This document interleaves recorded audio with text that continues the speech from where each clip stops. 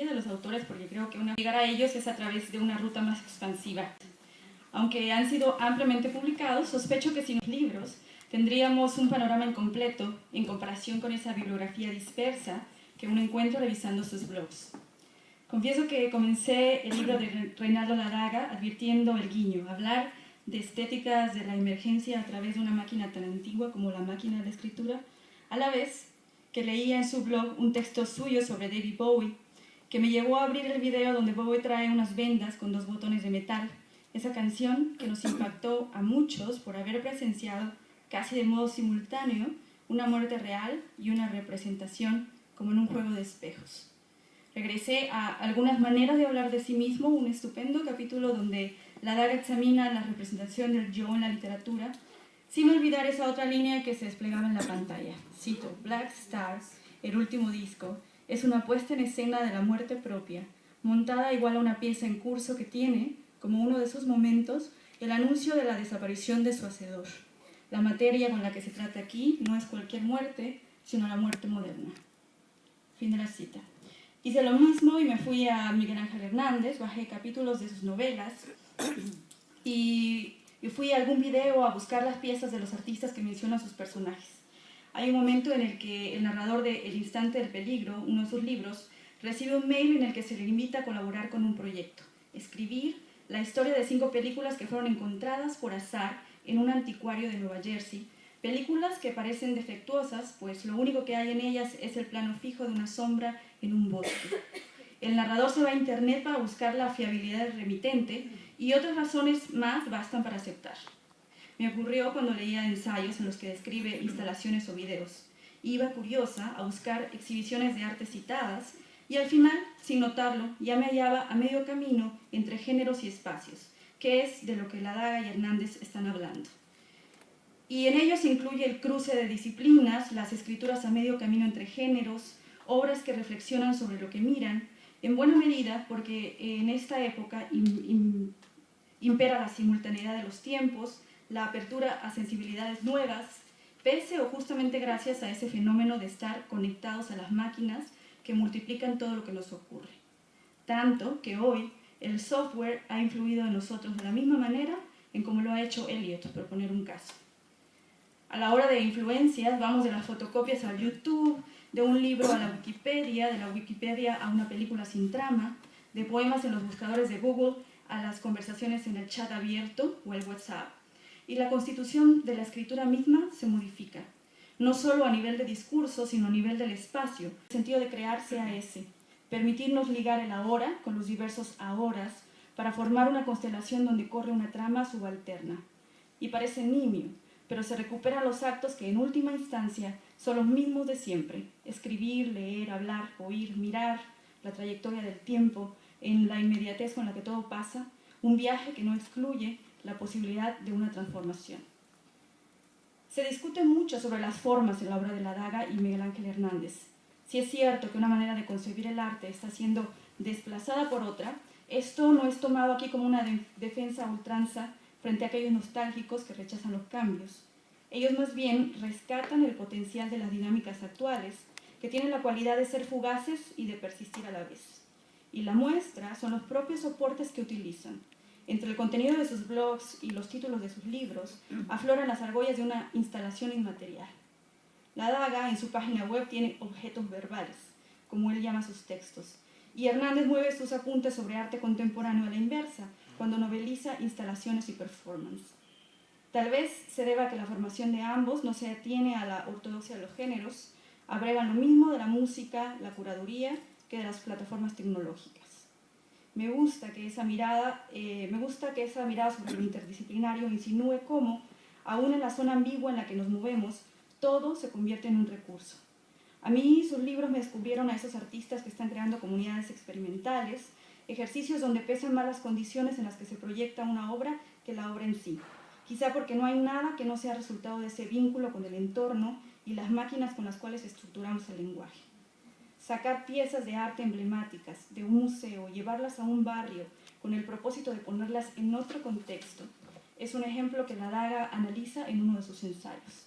De los ruidos secretos que el arte esconde, de obras tachadas, intervenidas o incluso destruidas, De eso habla Miguel Ángel Hernández en una de sus novelas. Ahí es donde hallé el vínculo. Ya es menos relevante la preservación de la verdad autoral y las obras inamovibles o fundadas en el aislamiento, tanto como interesa el texto y su materia prima, el armazón de los relatos que nos contamos para sobrevivir al presente. Y si bien a la literatura suele vérsele conservadora, décadas atrás de las veleidades o las crisis vanguardistas, hay ciertas escrituras cuyas divisiones se diluyen sin impedir que en el centro haya un argumento que no deja de desplazarse. Escrituras poligámicas, donde la complicidad del lenguaje no se asume demasiado pronto.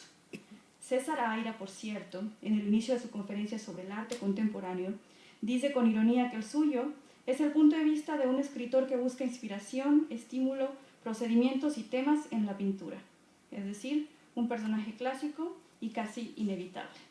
De estas estrategias de tránsito, de los límites porosos entre crítica y ficción, entre literatura y arte, fuente de fantaseos productivos, va la charla de hoy. Bienvenidos.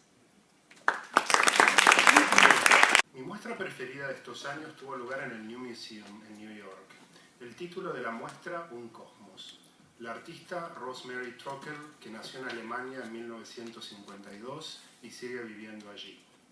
Esta exhibición era una retrospectiva, pero anómala. Por un lado, como pasa en general en las retrospectivas, había obra hecha por la artista a lo largo de varias décadas. Por otro lado, había obra de otros, digamos, productores de objetos e imágenes, ya que tal vez no llamaríamos a todos ellos artistas. Entre las cosas que la muestra incluía, en efecto, estaban estas. Una muñeca y varias fotografías de muñecas hechas por un cierto Morton Bartlett, que murió hace 20 años y de quien eran la obsesión. Pájaros de cartón hechos por un campesino sordo contemporáneo del anterior y llamado James Castle.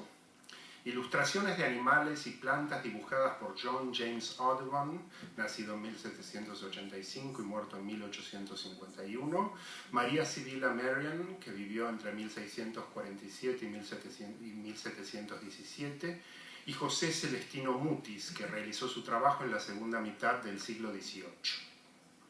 En Un Cosmos, el nombre de la muestra, encontrábamos también un conocido montaje de Salvador Dalí, su teléfono afrodisíaco, un teléfono más o menos normal, cuyo tubo, sin embargo, es una langosta, que aquí podíamos ver junto a máquinas sin uso inventadas por una artista checa, Ruth Franken, y objetos que parece que respiraran realizados por un alemán llamado Günther Wesseler.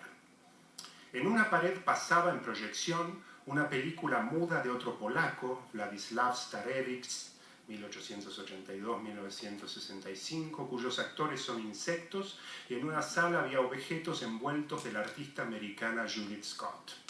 Algunas de las piezas eran particularmente intrincadas, minuciosos dibujos en diminutos cuadernos hechos por un español, Manuel Montalvo, y modelos de flores y medusas construidos en cristal por Leopold Blaschka y su hijo Rudolf. Había varias pinturas hechas por un orangután llamado Tilda. Había un enorme cangrejo japonés capturado a mediados del siglo XIX, y había también, como dije al comienzo, numerosas obras producidas durante las últimas décadas por Rosemary Trockel. Las relaciones entre estas series eran a veces obvias y otras veces más oscuras. Trockel ha realizado cuadros abstractos empleando lanas de tejer. Estos cuadros se parecen por el modo en que han sido construidos, aunque no tanto por la cualidad de las formas, a los volúmenes irregulares hechos por Judith Scott, que padecía síndrome de Down y envolvía, para desplegar su arte, objetos secretos en madejas de esa misma lana. Ciertas flores que explotan y dispersan sus simientes en acuarelas que Trockel pintó hace 2 décadas se parecen a otras dibujadas por José Celestino Mutis. Los pájaros que el artista puso en una jaula en una obra de hace años están emparentados con los que hizo de pasta y cartón en algún momento del siglo pasado James Castle. Los maniquíes fragmentarios que varias veces Trockel empleó, que vistió de muchos modos para sus puestas en escena, no difieren demasiado de una de las muñecas de Morton Bartlett. Hay una obra de Trockel en la que una pila de cientos de retazos de cera encerrados en un cubo de acrílico o cristal tiene encima un enorme cangrejo. Muy bien, este cangrejo es semejante al otro enorme, colgante cangrejo japonés. Otras correspondencias eran menos evidentes. variantes, figuras amorfas de cerámica, piezas de muebles cortados y nunca recompuestos, pero incluso estos objetos nos incitaban a buscar en las salas sus pares o parientes.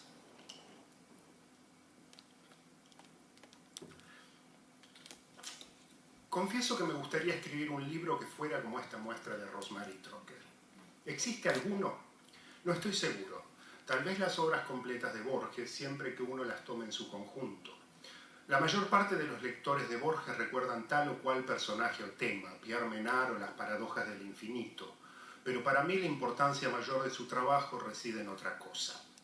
De los grandes maestros modernos, él es precisamente aquel que desplegó una actividad literaria que estaba menos orientada a la producción del gran poema, la gran novela, el gran tratado, que a realizar una enorme variedad de operaciones de transformación de materiales encontrados, compilación, traducción, recomposición, comentario. Yo sueño con una edición de su obra diferente a la que conocemos, donde los textos estén agrupados de otras maneras que la que él mismo decidió. Cronológicamente, por ejemplo, de modo que podamos leer juntos cierto cuento que escribió, en general empleando textos de otros, la misma semana en que esbozaba un ensayo donde presentaba un escritor a medias olvidado, una crónica satírica compuesta con su amigo Bioy Casares, una traducción del inglés o el alemán, y si son sus últimos años, una entrevista. La última parte de El Hacedor, el libro de Borges, donde Borges incluye una breve serie de traducciones, tiene el título de Museo. Este podría ser también el nombre de la obra en su conjunto. Museo donde los propios montajes comparten el espacio con los de otros, gran vitrina edificada para la exposición de los tesoros. En este aspecto, Borges es el antecedente literario principal de Trocker, pero al mismo tiempo la sensibilidad del artista alemana nos parece más próxima a la de otro escritor. El libro al cual me remitía la muestra del New Museum es uno con el cual compartía casi el nombre, Cosmos. Este libro fue publicado por el escritor polaco Witold Gombrowicz en 1965. En el comienzo de la trama de este libro, dos hombres maduros de ciudad se encuentran, al parecer por accidente, en una casa de campo donde, sin querer, acaban entrometiéndose en la vida de una familia y sus asociados. Los dos llegan a ese sitio caminando, al nivel del suelo, proveniente de no sabemos dónde, escapándose de alguien o de algo. Escapándose tal vez únicamente del deslumbramiento de cierto mediodía, se internan en un matorral y llegan, cito, hasta el sitio donde se formaba una cavidad, unos huecos sombreados por las ramas de unos abetos y por las hojas de unos árboles que entretejían sus frondas. El narrador se detiene y experimenta una visión. Dirigí, dice, la mirada hacia esa maraña de hojas, ramas, manchas luminosas, espesuras, agujeros, hojas apretadas, dobleces, diagonales, redondeces y no sé qué diablo más. Hacia ese espacio lleno de manchas que presionaba y aflojaba, se silenciaba, crecía, no sé qué, se abría, estallaba en mil fragmentos. Desconcertado y bañado en sudor, sentía la tierra negra y desnuda bajo mis pies. Arriba, entre las ramas, había algo. Algo se destacaba, algo extraño, intruso e indefinible. Los dos, sobresaltados, miran. ¿Y qué ven? Un gorrión que cuelga de un alambre, enredado en una rama. Y el narrador comenta. Algo absurdo, un pájaro ahorcado, un gorrión ahorcado. Era algo que proclamaba a gritos su excentricidad y señalaba acusadoramente una mano humana que había penetrado en la maleza. En ese gorrión pensé al visitar la muestra de Rosemary Trocker. Lo pensé en particular frente a los pájaros de James Castle, que aparecían algunos de esos. Pero la resonancia entre la exposición y el libro era más general. En un cosmos todo era extraño, intruso e indefinible. Pero extraño e indefinible ¿como qué? ¿Qué me producía la impresión de extrañeza? Ricardo Piglia hace poco descubrió muy bien qué cosa la produce en el caso de Borges. Cito a Piglia. La sensación de extrañeza, escribe de sus cuentos, no está en la forma, siempre clara y nítida, ni en los finales ordenados y precisos, sino en la increíble densidad y heterogeneidad del material narrativo. Piglia en sus recientes diarios. No podría decirse mejor. En estructuras geométricamente perfectas, Borges montaba una infinidad de piezas traídas de 1000 sitios y todo resultaba abigarrado y diverso. Pero esa clase de estructura faltaba en la muestra de Trockel, donde el modelo era el cúmulo, el montón. Y en el libro de Gombrowicz, regresemos a la escena en que el narrador de este libro supone que hayan encontrado un pájaro colgante que reinaba en su total excentricidad e intuye que alguien lo ha puesto allí para que lo descubra alguien como él, pero le resulta imposible saber con qué objeto. La anomalía, la ignorancia lo obsesionan, pero el día corre y hay que alojarse en algún sitio. Los dos hombres maduros descubren muy cerca una casa al parecer de huéspedes. Golpean la puerta. Una mujer los atiende. Nos enteraremos muy pronto de su nombre, que es Catasia, pero por el momento sabemos poco, casi nada, apenas algunos detalles. Me había llamado la atención, cito, nos dice el narrador, un extraño defecto en los labios de la mujer, un defecto en medio de un rostro de honesta ama de casa, rostro de ojillos claros. De un lado tenía la boca como estirada, y ese alargamiento mínimo de 1 milímetro provocaba un enroscamiento del labio superior que saltaba o se deslizaba como un reptil, y aquel deslizarse accesorio fugitivo tenía una frialdad reptiloide, de batracio, que a mí me encendió e hizo arder de inmediato, pues era el oscuro pasadizo que conducía hacia un pecado carnal, gelatinoso y viscoso. Una anomalía como esta, mínima, tan mínima que es difícil determinar si existe o no existe, vuelve a presentarse cuando los llevan a recorrer la casa para que conozcan los cuartos que precisan y ven a una joven que yace en una cama de la cual, según leemos, incluso podía sospecharse que no yacía de manera totalmente adecuada, pero yo no sabía en qué residía aquella, llamémosla así, peculiaridad. Tal vez estribaba en el hecho de que la cama no tenía sábanas, sino solo un colchón desnudo, o porque una de las piernas se recostaba sobre la red metálica de la cama, pues el colchón se había deslizado ligeramente. O quizás en el hecho de que la unión de su pierna y el metal me ponía nervioso en ese día caluroso, sofocante, de bochorno. Una pierna que se apoya sobre la red metálica de cierta cama descubierta por el deslizamiento del colchón es algo que tal vez empleando una pierna de maniquí, la artista alemana podría haber incluido en un cosmos. No me resulta difícil imaginar una muestra de Rosemarie Trockel que consiste exclusivamente en realizaciones de ideas de Gombrowicz, que proponga versiones del gorrión colgado, la pierna de una mujer en contacto con una superficie de metal y el resto de los signos que se multiplican cuando más tarde, a la hora de la cena, los viajeros ya instalados, Catasia se acerca a Lena, la hija de los dueños de casa, recién casada con un cierto Ludwig, la joven durmiente precisamente cuando ésta se dispone a comer. Y entonces, cito, su boca estirada, untuosa, fugitiva, pareció cerca de los labios que tenía los de Lena frente a mí, y los labios se relacionaban con los labios como una estrella con otra estrella. Una constelación se organiza y se escapa. Ahí estaba una boca junto a la otra, ahí estaba una estirada horripilancia furtiva y escurridiza junto a unos labios entreabiertos, suaves, limpios, como si efectivamente tuvieran algo en común. Caía en una especie de sorpresa temblorosa ante el hecho de que dos bocas que no tenían nada en común tuvieran pese a todo algo en común. El hecho me aturdía y sobre todo me hundía en una increíble distracción, y todo estaba impregnado de noche, de tinieblas, como sumergido en el día anterior.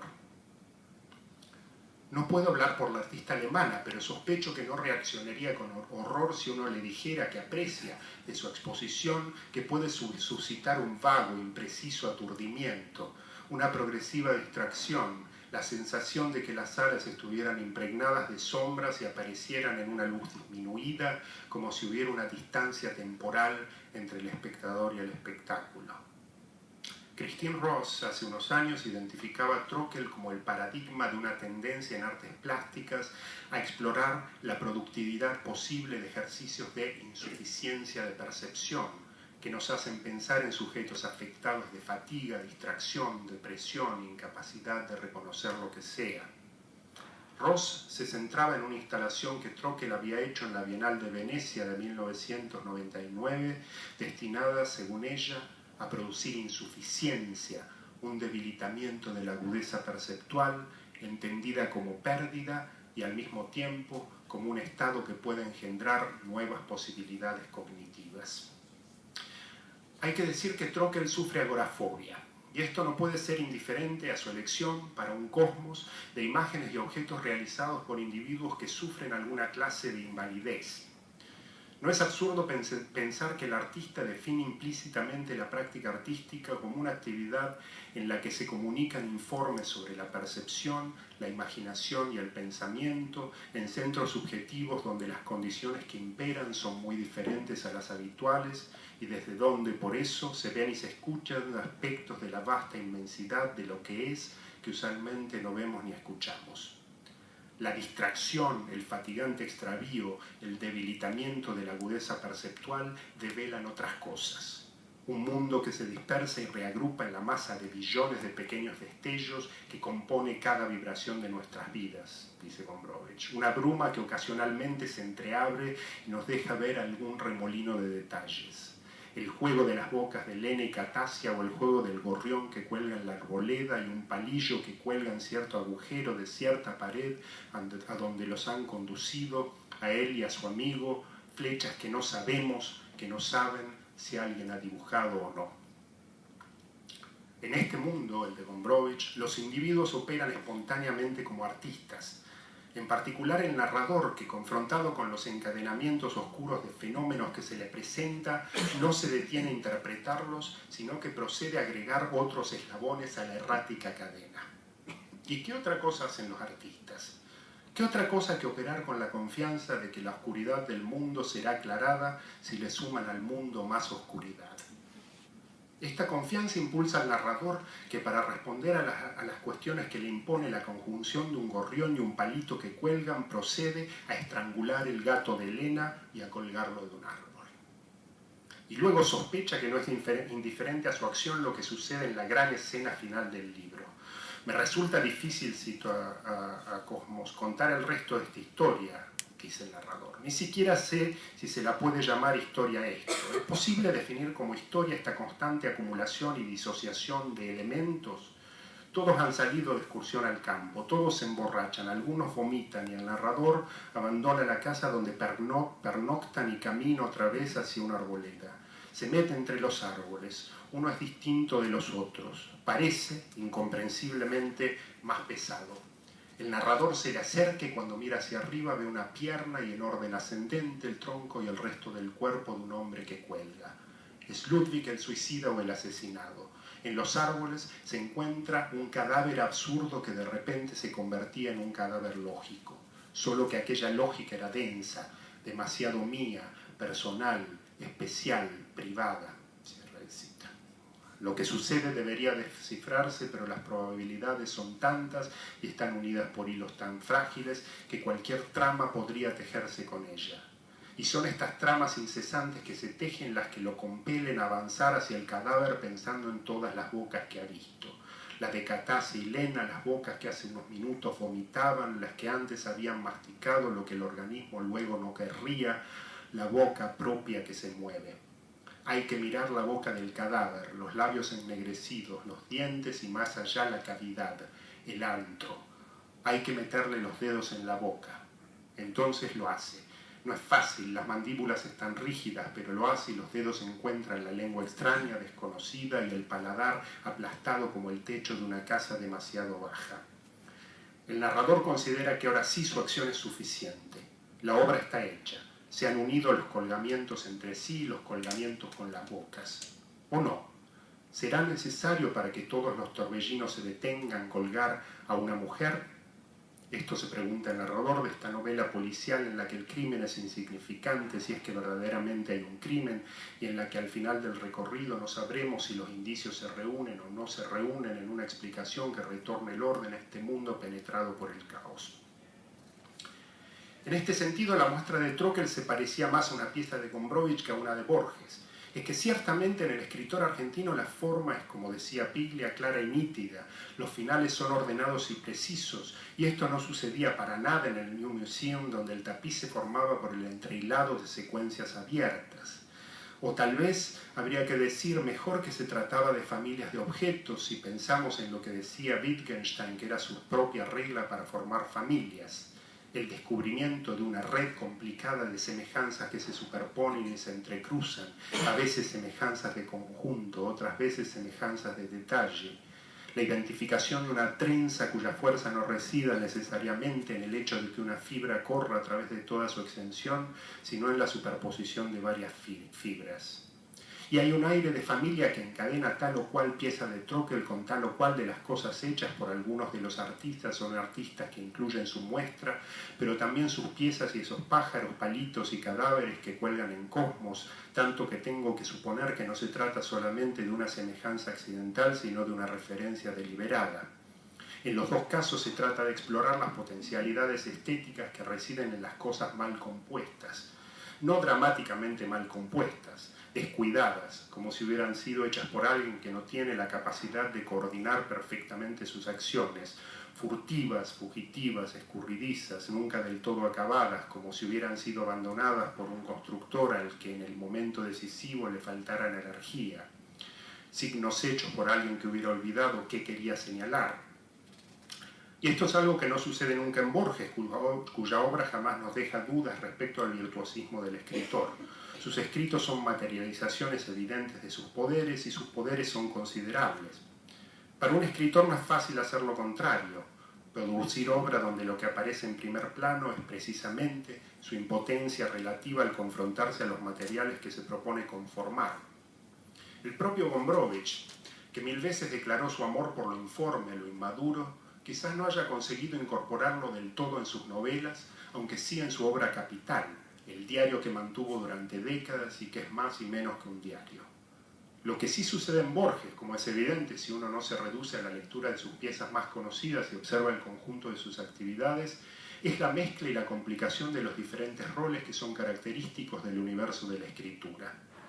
En 1935 publicó un libro llamado Historia Universal de la Infamia.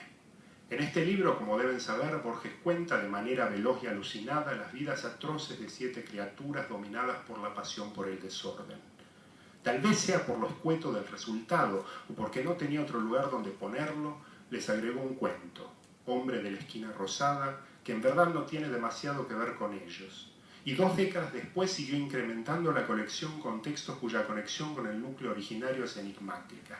En 1954 pospuso a las biografías de 1935 una sección titulada Etcétera, donde incluyó 2 traducciones breves de Manuel Swedenborg, 2 de las 1001 noches, un pasaje del libro de Patronio del infante don Juan Manuel, que lo derivó de un libro árabe, y otro del libro The Lake Regions of Equatorial Africa, de Burton. El conjunto es considerablemente más irregular e inestable que cada una de sus partes, tan irregular y tan inestable en cierto modo como la muestra de Rosemary Trottle. Decía que me gustaría escribir un libro que fuera como esta muestra, es decir, que conjugara por un lado los roles que usualmente le atribuimos al que construye y al que recoge, acopia, agrupa y protege, es decir, en contexto artístico al artista y al curador, al mismo tiempo que explorara las posibilidades estéticas y eróticas de la insuficiencia perceptiva, lo insatisfactorio, lo que se nos va de la atención y la conciencia como se va, cuando queremos decirlo, un reptil. Que se encontrara de ese modo al mismo tiempo en la descendencia de Borges y en la de Gombrowicz. Es raro encontrar esta conjunción en literatura, mientras que durante mucho tiempo ha sido en las artes visuales hasta cierto punto común. ¿Por qué? No tengo tiempo para desarrollar una hipótesis. Habrá que mencionar, si uno quiere hacerlo, la diversidad de las expectativas del que abre un libro y el que entra en una sala de galería o de museo, y las constricciones que producen las estructuras institucionales en un dominio y en el otro. En artes visuales, la pobreza de las apariencias con las que se encuentra es considerada por el espectador que acepta las reglas del juego como la proposición de una experiencia diversa de lo sensible, mientras que lo mal escrito en el libro es rápidamente identificado como deficiencia. Por otra parte, la centralidad en el universo editorial de las formas de la novela, el tratado, el ensayo, hacen que la clase de conjunto irregular que frecuenta en el universo de la instalación no encuentre fácilmente los conductos que los transporten hasta el punto donde están los posibles lectores. Pero las cosas van cambiando, por supuesto. De eso atestigua, entre otras cosas, el último libro de nuestro anfitrión, Sergio, que se llama Últimas noticias de la escritura.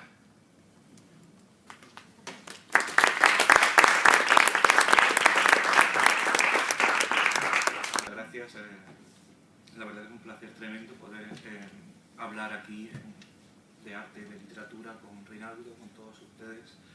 Y voy a intentar hablar como crítico y como escritor, y no sabré en ningún momento si estaré haciendo de una manera o de otra, ¿no? En la novela 1004, que es la segunda novela del escritor norteamericano y poeta Ben Lerner, el protagonista visita una sala de exposiciones en la que se proyecta The Clock, la obra de Christian Marclay, en la que cada minuto es marcado por un fragmento de película tomado de la historia del cine, en el que un reloj o una línea de diálogo indica la hora en tiempo real. En un momento determinado de la novela, el personaje, en un gesto inconsciente, mira la hora en su teléfono móvil, como para constatar la hora que es, y llega a la conclusión de que, aunque en la pantalla de la sala las imágenes marquen el tiempo real, el tiempo que ese reloj visual marca, ese tiempo no llega a coincidir del todo, aunque se corresponda con el tiempo que indica su móvil. De alguna manera, cada hora, la hora del reloj visual y la hora real de su reloj o del móvil es una hora diferente, aunque coincidan. El escritor, cuya vida ha comenzado a perder consistencia temporal, tiene una especie de enfermedad en la que pasado, presente y futuro se le mezclan y no siempre es capaz de distinguir entre realidad y ficción, se pregunta precisamente en ese momento acerca de los límites entre la realidad y la ficción. Y a pesar de haber leído en algún lugar, probablemente en un texto de Rosalind Krauss, que The Clock pretende borrar la distancia entre el arte y la vida, la fantasía y la realidad, toma conciencia en ese momento de que las fronteras entre realidad y ficción siguen existiendo, que siempre hay una brecha, una pequeña distancia imposible de solventar entre lo que vemos o leemos y lo que experimentamos o vivimos. El tiempo real y el tiempo de la ficción se entrecruzan pues de modos extraños, pero la frontera no desaparece nunca del todo. Tras el visionado de The Clock, de esta obra que dura 24 horas, de Christian Marclay, de este reloj real, el protagonista, o el autor, nunca sabemos en la novela de Ben Lerner, distanciarnos entre escritor y autor, entre narrador y autor, decide volver a escribir ficción. La obra de Marclay, por un lado, lo vuelve consciente de las conexiones entre realidad y ficción, algo que utiliza como escritor, y por otro, la obra alude también a su existencia temporal y al modo en que siente que su tiempo se desvanece y que todo se disipa. En cierta manera, la obra de Christian Marclay funciona en la novela como desencadenante de la propia narración, como desencadenante de la propia estructura de la novela. La novela de Ben Lerner está repleta de referencias al arte contemporáneo, a lo que él llama ready-made alterados, al Instituto de Arte Siniestrado, una especie de instituto de obras fracasadas, ¿no? de obras rotas, ¿no? Está plagado de referencias que, lejos de ser anecdóticas, muestran en todo momento los conflictos del personaje. El arte en esa novela no se trata de un atrecho o de un paisaje de fondo, sino que ocupa un rol determinante tanto en la forma como en el contenido de la narración. El arte no aparece ahí como un elemento encerrado en un museo o en una galería, un elemento para satisfacer una cierta curiosidad temporal, un capital simbólico, una curiosidad cultural o un capital simbólico, sino que acontece en la vida de los personajes y afecta a su realidad. Se puede decir que hay un antes y un después del contacto con la obra. El arte penetra en el espacio cotidiano, lo toca, lo agita y lo altera. El arte, en la novela, transforma la vida.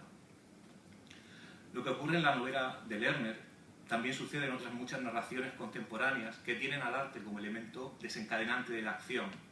Por citar unos ejemplos muy rápidos, es lo que ocurre al comienzo y al final de Punto Omega, de Don DeLillo, donde el personaje se encuentra ante la instalación de Douglas Gordon, en la que se proyecta también durante 24 horas la película de Psicosis expandida, y el personaje cambia su percepción del mundo a través de esa obra.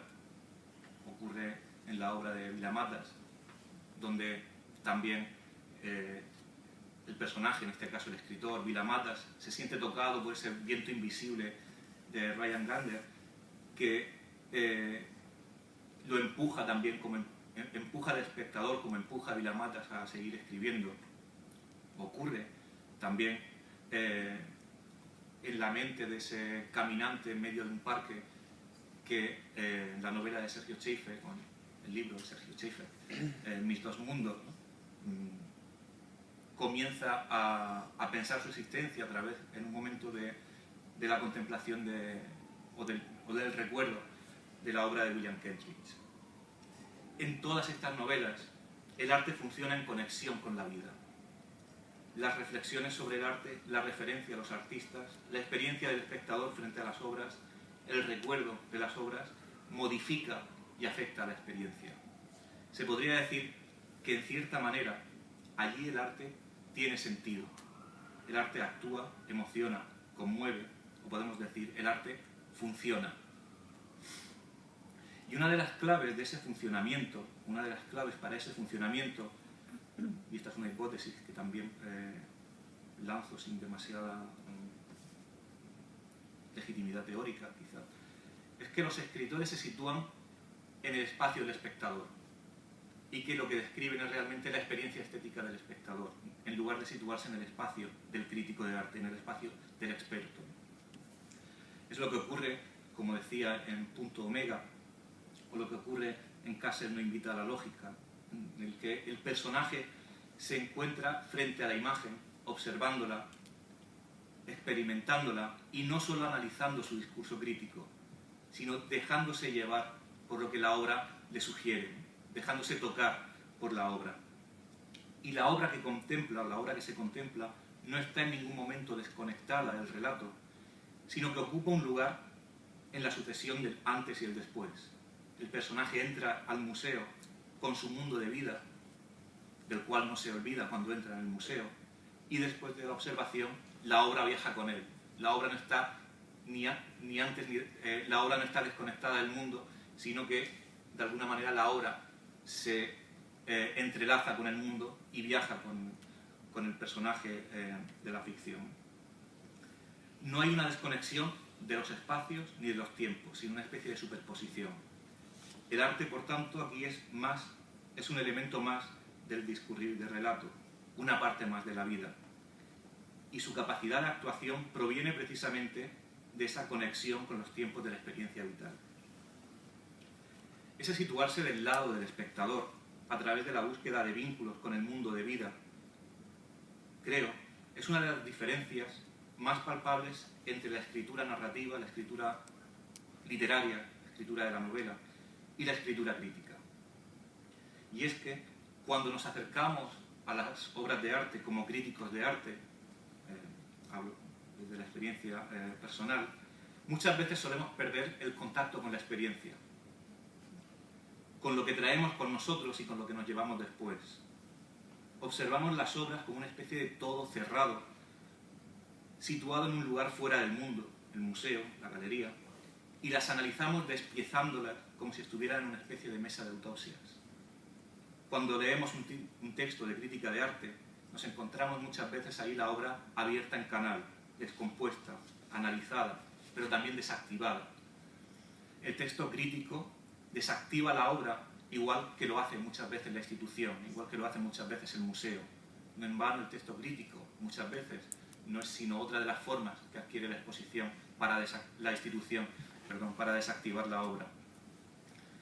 La novela, la narración de la historia y la experiencia y las formas no analíticas de escritura, en cambio, afrontan el arte en su terreno, podríamos decir, que no es otro que la experiencia del espectador, porque al final el arte está realizado precisamente para esa experiencia artística o estética.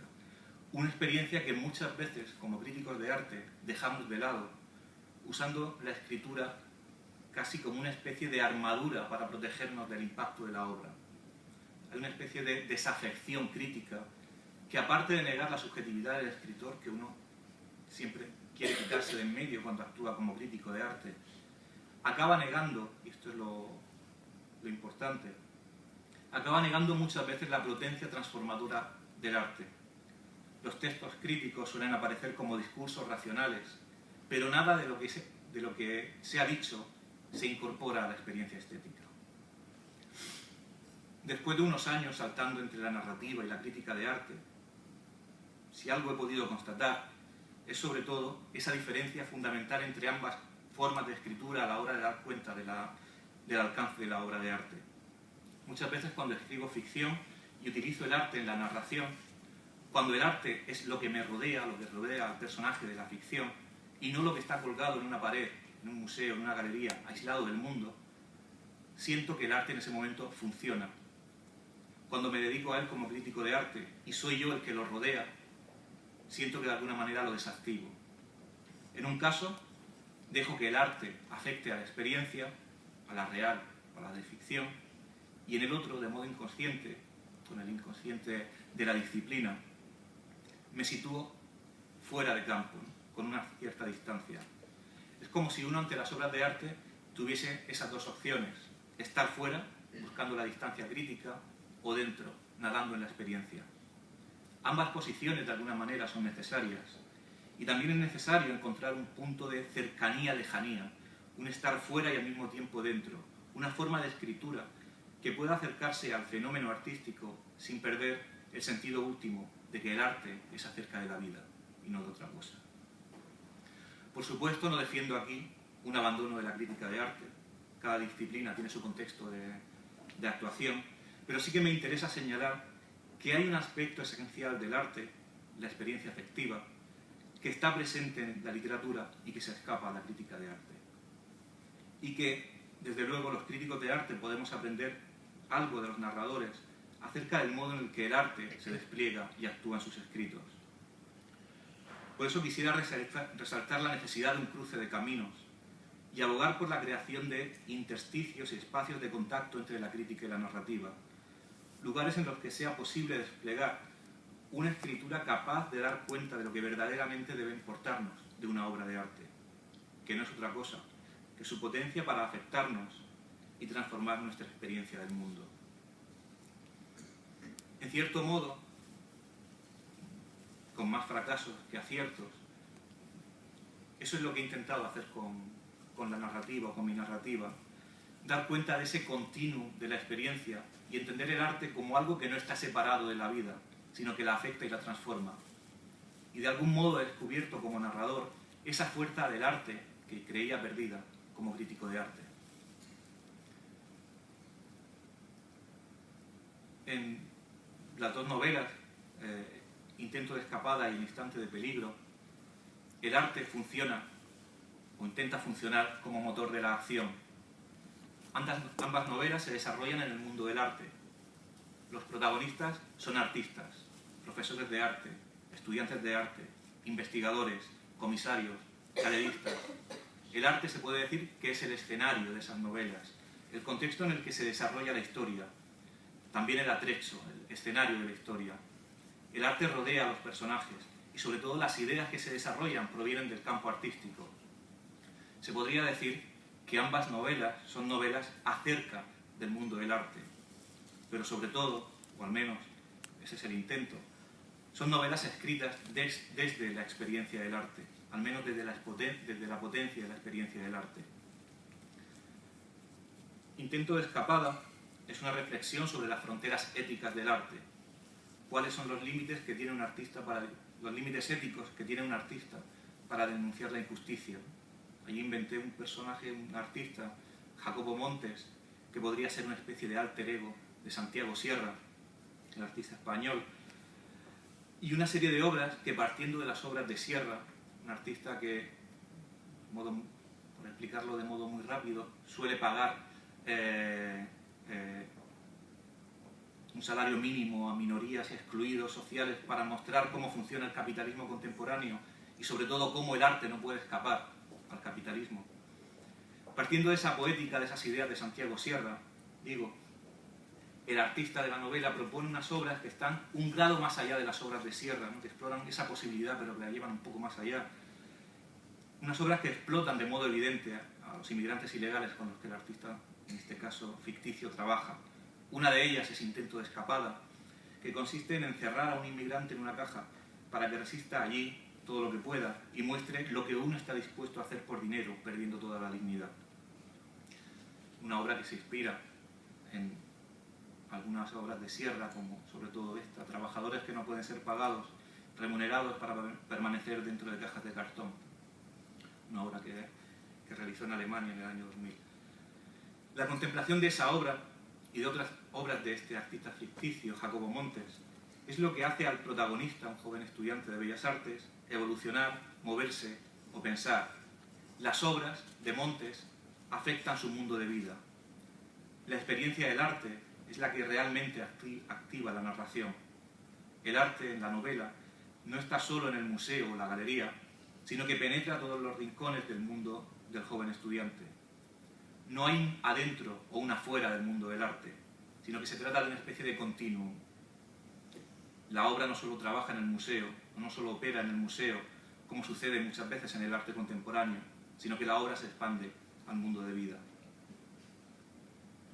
En El instante de peligro, mi segunda novela, de nuevo aparecen unas obras y un artista que en este caso reflexionan sobre la memoria de las imágenes, sobre lo que queda de los recuerdos en las imágenes cuando ya nadie las recuerda, algo así como una especie de posmemoria, como ha escrito Marianne Hirst. La artista ficticia, en este caso Anna Morelli, borra fotografías para encontrarse allí en la ausencia de los demás. En cierto modo, si Jacobo Montes era un alter ego de Santiago Sierra, Anna Morelli es una especie de mezcla, o al menos su obra, entre la obra de Txiki Tarín y la obra de la artista española Tatiana Avellán. Ambas trabajan con la fragilidad de la memoria, la fragilidad de los recuerdos, la fragilidad también, o los fracasos de la memoria, y también con las utopías fracasadas y con la necesidad de contarse a través de los demás. El protagonista de la novela es un profesor que tiene que escribir sobre unas películas anónimas encontradas por la artista, en las que tan solo se ve una sombra inmóvil proyectada sobre un muro. Tanto las fotografías borradas como la imagen sobre el muro son en la novela el desencadenante de la narración. No son una especie de MacGuffin o una excusa, sino que su contemplación afecta y mueve a los personajes. Es de alguna manera el motor de toda la narración. Igual que en Intento de escapada, todo lo que sucede en El instante de peligro está mediatizado por las obras de arte. La relación del personaje con su pasado, el modo de la escritura, el modo epistolar en el que toda la novela está creada, la idea del recuerdo como sombra, todo tiene que ver con la experiencia artística.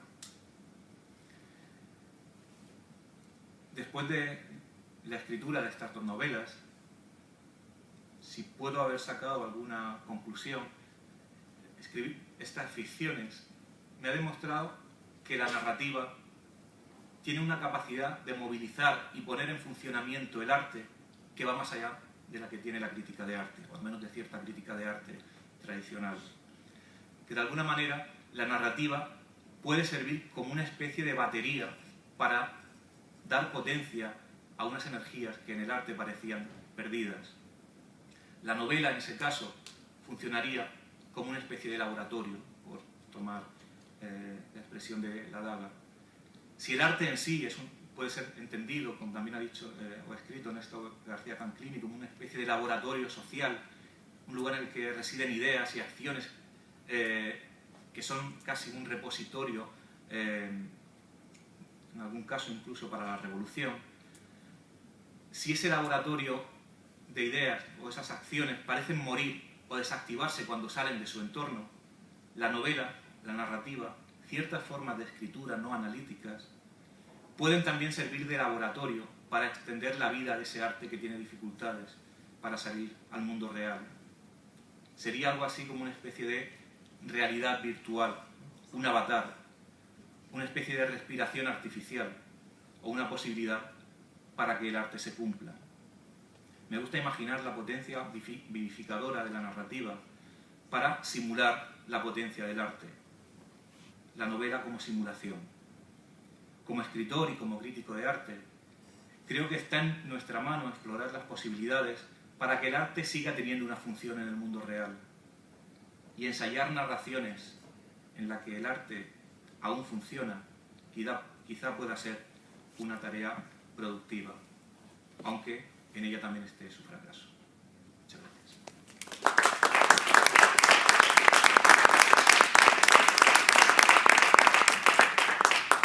Bueno, muchas gracias.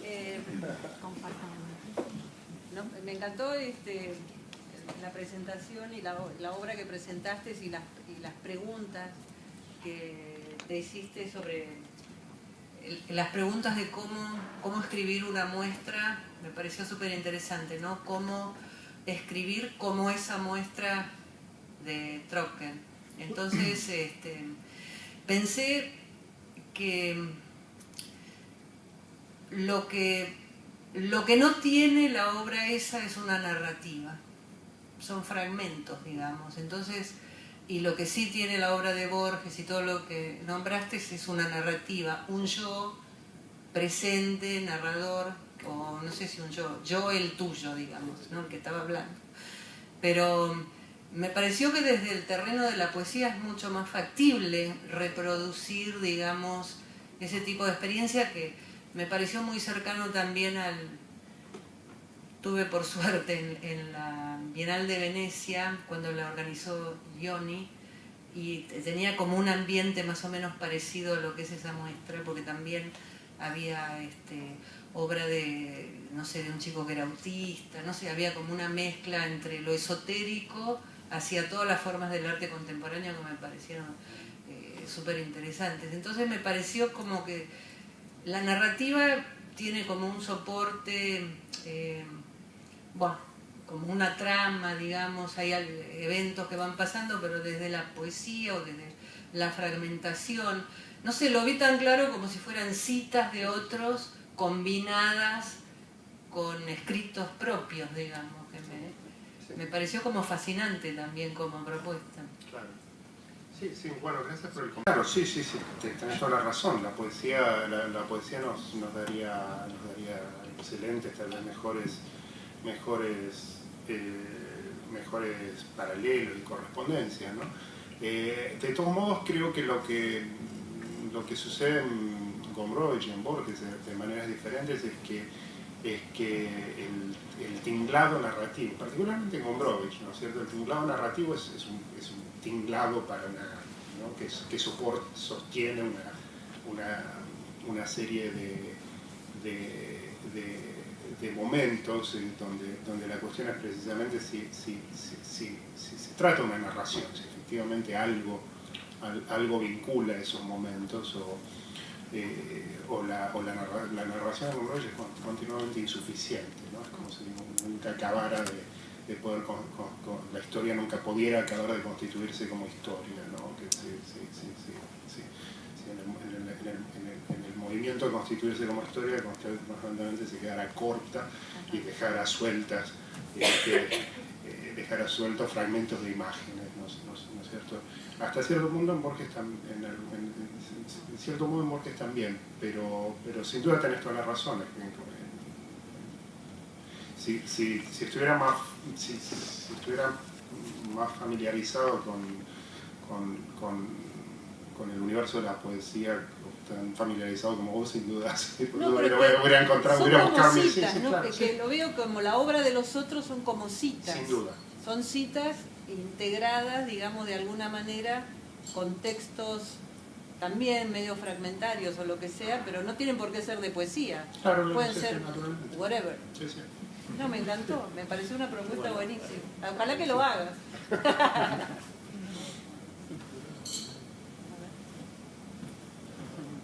Pues tengo una pregunta. ¿Hasta qué punto piensas que, por ejemplo, los cuadernos de artista, pienso en Gabriel Orozco, en los cuadernos de Duchamp o de Ulises Carreón, no sé, puede la vuelta de tuerca en el sentido de que los cuadernos de artista pueden ser considerados también como obras de ficción? Es decir, que la vuelta de tuerca, por un lado, venga de la narrativa, pero también de los mismos cuadernos de artista. ¿Qué piensas de eso? Sí, bueno, muchas gracias por la pregunta. Creo que esos cuadernos precisamente están totalmente llenos de vida. No solo son cuadernos sobre arte. El arte precisamente ocupa ahí ese lugar del continuo al que me refería, ¿no? Y por eso resultan tan interesantes, ¿no? tanto los cuadernos, ahora acaban de traducirse al español también los cuadernos de Tracy Emin, ¿no? que son sus aventuras sexuales, ¿no? En las que ella entiende sus actos sexuales como obra de arte, ¿no? Donde realmente no existe su historia como obra de arte, ¿no? Donde no hay en ningún caso un corte con la vida, ¿no? Y creo que es realmente la potencia que tiene la narración y que tienen esos cuadernos, ¿no? Y que creo que muchas veces es la que a veces los textos críticos o nuestra idea de que el arte está en los museos y que entramos a la exposición y se queda ahí cuando salimos, ¿no? Es lo que en cierto modo desactiva la verdadera potencia del arte. Y creo que la escritura de los propios artistas nos hace pensar precisamente en que el arte no es solo acerca del arte, sino que el arte es acerca de la vida, ¿no? ¿Pero no te parece que el crítico también está pensando fuera del museo y fuera de la obra todo el tiempo cuando está haciendo la crítica? También se la lleva. Por supuesto, si realmente creo que el problema muchas veces es anular ese pensamiento que el propio discurso crítico, el inconsciente disciplinar de la crítica nos hace como quitarnos de en medio, ¿no? Por supuesto, no toda la crítica de arte es así. Uno piensa en John Berger o en otros críticos donde todo el universo afectivo del crítico está dentro de la escritura, ¿no? Pero por lo general, aunque desde Baudelaire la crítica tenía que ser apasionada y política, ¿no? Parece que no está bien visto que el crítico se lleve la obra consigo, ¿no? Que el crítico dialogue con la obra o que la active, ¿no? Y muchas veces cuando uno escribe, ese inconsciente es el que va como frenándolo, ¿no? Como quitando precisamente algo que va de suyo, ¿no? Que la obra se viene con nosotros y que nosotros llevamos también algo hacia la obra, ¿no? Creo que es un camino de ida y vuelta. Al final no es un discurso jerárquico en el que o bien nosotros dominamos la obra o bien estamos dominados por la obra, sino que se trata casi de una conversación. Creo que al final eso siempre es casi lo más productivo, ¿no? Hablar con las obras de tú a tú, de algún modo.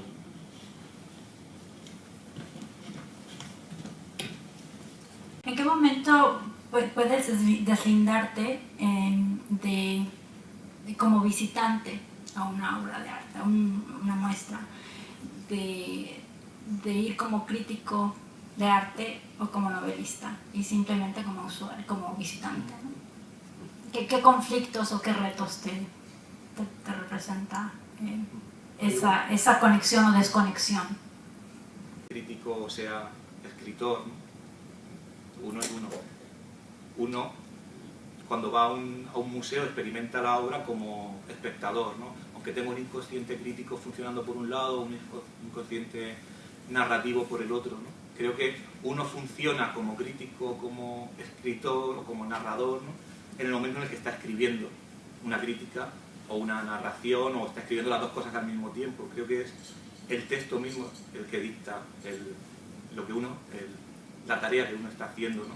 No que sea algo como ontológico en el que uno vaya a ver una exposición, no voy a mirar unas ciertas, hoy no miro los marcos porque como crítico de arte no me interesan y los miro porque me interesa cómo los marcos proyectan sombras como escritor, ¿no? No puedes deslindar, desde luego.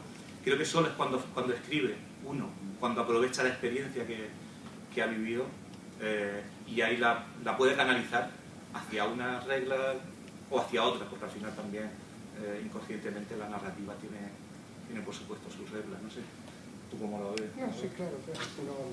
No hay modo. Digo, uno ve lo que sé, digamos, uno hace una experiencia... Un poquito. No, que uno hace una experiencia del mundo, y la propia experiencia del mundo está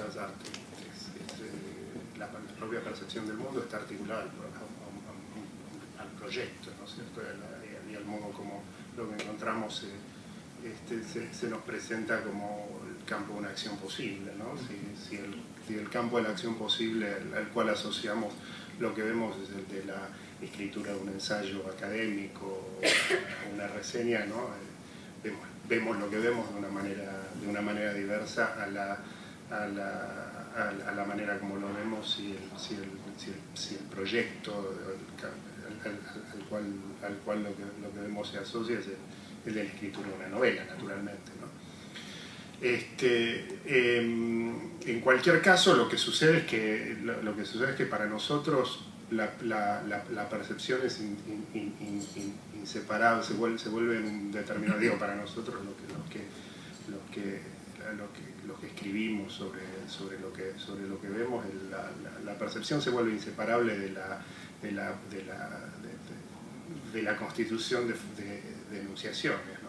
Hay que decir, de modo que lo que sí es que por lo menos en mi experiencia hace mucho que no sucede, es la visión de algo que no despierte palabras, digamos, inicialmente, ¿no?